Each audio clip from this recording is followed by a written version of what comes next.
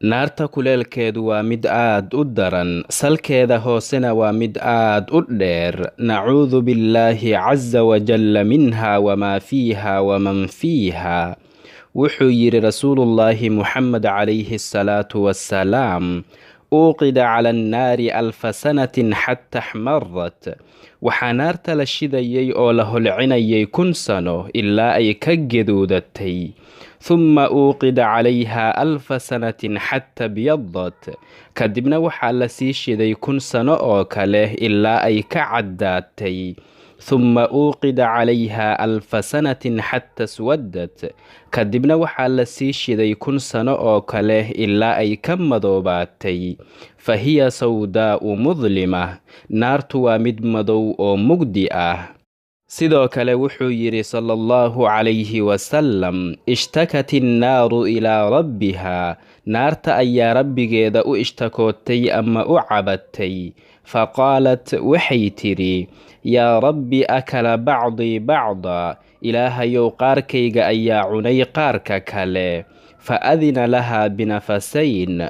markaas buu wuxuu alle subxaanahu wa tacaala u fasaxay 2 mar in ay neefsato, nafasin fi shataa'i wa nafasin fi sayf.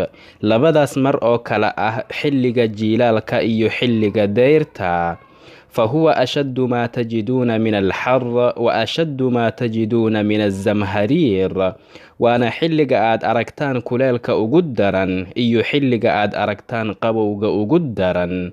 sidoo kale waxaa naarta dhexdeeda ahaaday ceelal waaweyn, kuwaas oo ay ku jiraan abeesooyin waaweyn oo geela la eg, iyo dibqalloocyo waaweyn oo la eg baqlaha.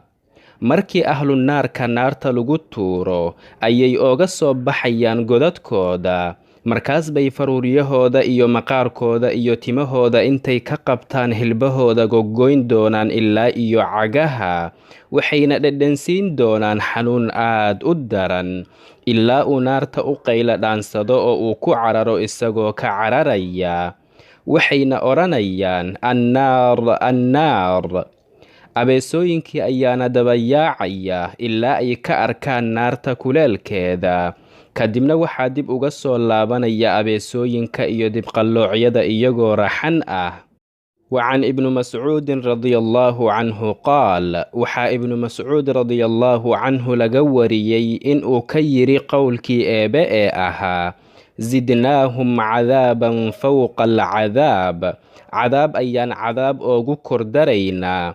قال: زيدوا عقارب لها أنياب كالنخل الطوال. wuxuu yidhi: waxaa loo siyaadinayaa dibqalloocyo leh micyo dhaadheer oo dhirkoodu uu yahay sida geed timireed oo kale. markaas bay naartu hal mar soo neefsanaysaa ama soo taahaysaa, taahiddaasoo hal dhibic oo ilin ah ka tegi doonin. kadibna mar labaad ayay neefsanaysaa ama taahaysaa. markaas bay quluubta ama wadnayaalka ka soo goynaysaa meelahooda, waxayna ka jarjaraysaa cunaha iyo dhuumankaba. wuxuu alle subxaanahu wa tacaala qur'aankiisa kariimka ah dhexdiisa ku yidhi: haadaa wa inna lilطaagiina la shara ma'aab. kuwa xadgudbay ee kufriga iyo gaalnimada iyo macaasida ku fogaaday waxay leeyihiin marjac iyo masiir aad u xun oo shar badan. jahannama yaslawnahaa. waxaa la dhex gelinayaa oo lagu dhex cadaabayaa jahannamo dhinac walba ka qarqinaysa. fa bi'sa almihaad. waxaa baas lahaaday oo gogosha ama firaashyada ugu xun firaashyadooda. haadaa falyaduuquuhu xamiimun waghasaaq. cadaabkaanuna waa biyo aad u kulayl badan iyo malax ka soo dareeraysa ahlunaarka jirkooda ee ha cabaano. wa aakharu min shaklihi aswaaj. waxay kaloo leeyihiin cadaabyo kale oo ka mid ah cadaabka noocyadiisa iyo midabadiisa kala duwan. rasuulkii allena sala allahu calayhi wasalama wuxuu yidhi: idaa kaana yowmun xaar. markuu maalinku yahay maalin aad u kulayl badan. faqaala arajul. kadibna qof uu yidhaahdo: laa ilaaha ila allah. alle mooye ilaah kale ma jiro. maa ashadda xarri haada alyawm, maanta maxaa ka kulayl badan. allaahumma ajirnii min xarri jahannam, ilaahayow iga badbaadi jahannamo kuleelkeeda. qaala allahu caza wajal, wuxuu alle subxaanahu wa tacaala odhanayaa, inna cabdan min cabiidii istajaara bii min xarrik, addoon ka mid ah addoommadayda ayaa kuleelkaaga iga kaa magangalay. wa innii ushhiduki annii qad ajirtuh, waxaana kaaga markhaati gelinayaa in aan magangeliyey oo aan ka badbaadiyey. wa in kaana yowmun shadiidu lbard, sidoo kale markuu maalinku yahay maalin aad u qabow badan. faqaala alcabd, oo addoonku uu yidhaahdo, laa ilaaha ila allah, maa ashaddu bardi haada alyowm, maxaa ka qabow badan maanta. allaahumma ajirnii min zamhariiri jahannam, ilaahayow iga badbaadi jahannamo qabowgeeda daran. qaala allahu caza wajalla lijahannam, wuxuu alle subxaanahu wa tacaala jahannamo ku yidhaahdaa, inna cabdan min cabiidii istajaara bii min zamhariik, addoon ka mid ah addoommadayda ayaa iga kaa magangalay qabowgaaga.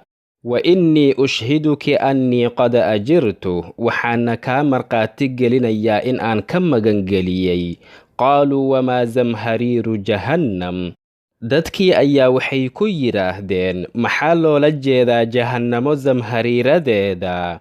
qaala baytun yulqaa fiihi alkaafir fayatamayazu min shiddati bardiha bacduhu min bacd, wuxuu yidhi waa guri qofka kaafirka ah lagu dhex tuuri doono, oo kadibna qofku uu googo'i doono qabowgiisa daran awgii.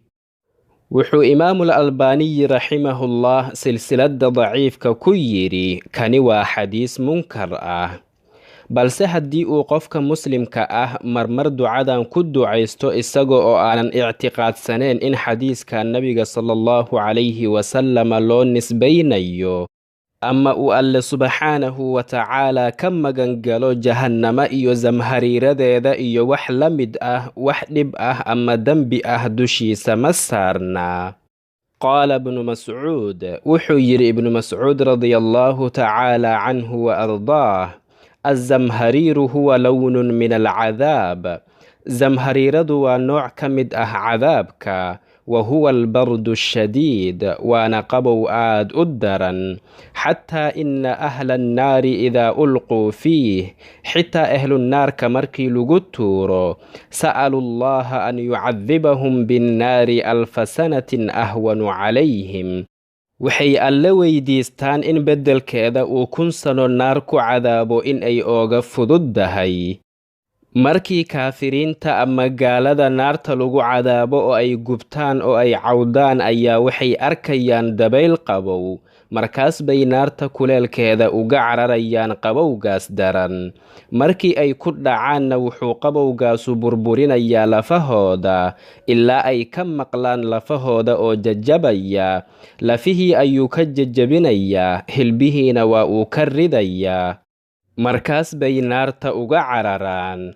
can ibnu cabbaasin anna kacban qaal, waxaa ibnu cabbaas alleha ka raalli noqday laga wariyey in uu yidhi, fii jahannama bardan huwa zamhariir, waxaa jahannamo dhexdeeda ahaaday qabow aad u daran oo zamhariiro la yidhaahdo. yasqutu allaxma xataa yastagiithuu bixarri jahannam, wuxuu qabowgaasu ahlunnaarka ka ridi doonaa hilbahooda ilaa ay uga cararaan naarta kuleelkeeda.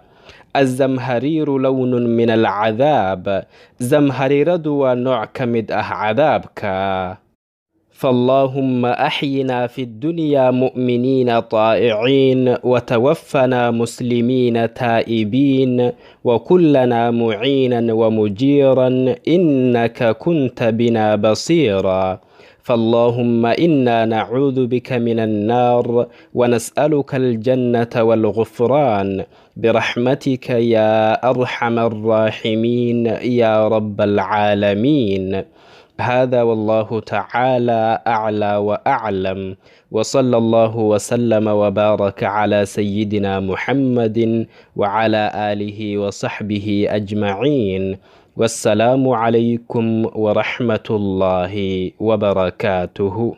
daawadayaasheena sharafta leh, ha iloobina muuqaalka inaad like saartaan oo aad la sii wadaagtaan asxaabtiina. haddii aad inagu cusub tahayna, fadlan ha iloobin janalka inaad subscribe saarato si aad inoo dhiira geliso, gambaleelkana furo si ay kuu soo gaaraan muuqaaladeena xiga.